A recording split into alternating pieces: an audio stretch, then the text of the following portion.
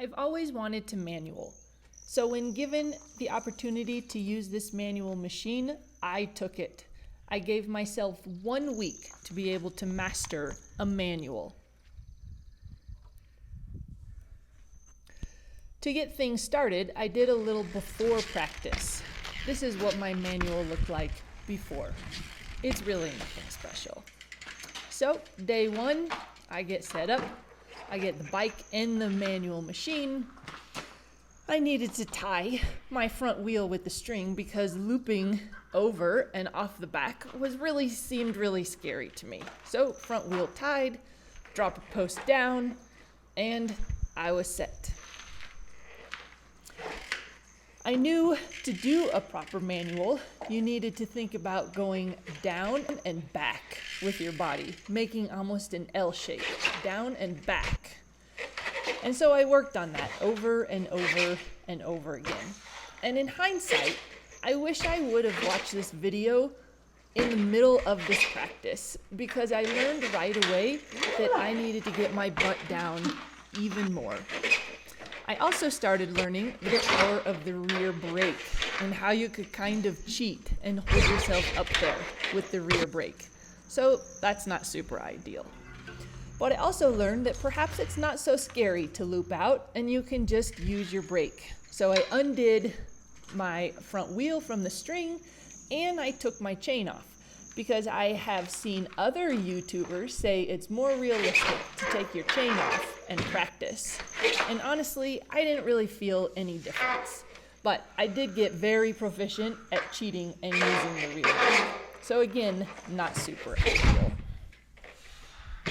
So after a fair amount of practice, I determined I was proficient enough on the manual machine. It was time to go outside and practice again.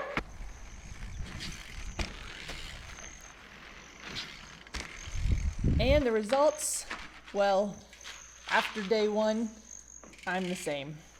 So again to day 2. After watching my video, I learned that I needed to keep my hips and my butt behind my saddle and almost below the saddle. So I did a little bit of practice just off the machine. I needed hips down and back even more. Once I felt good with that, I just did the backward part of the L, and then I was able to put it all into practice.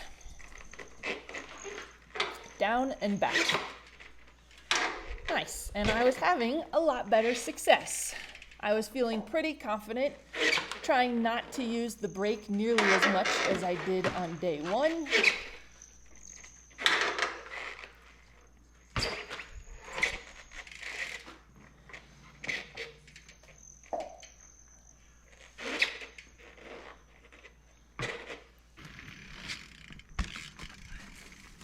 And then let's put it into real life. Down and back. And again, the results, a little bit disappointing. Okay. It feels totally different than it did in the machine. Day 3 was practicing in the garage, really starting to get a hang of it. Took my chain off so I could feel even more realistic. And look at what happened. Mega bummer.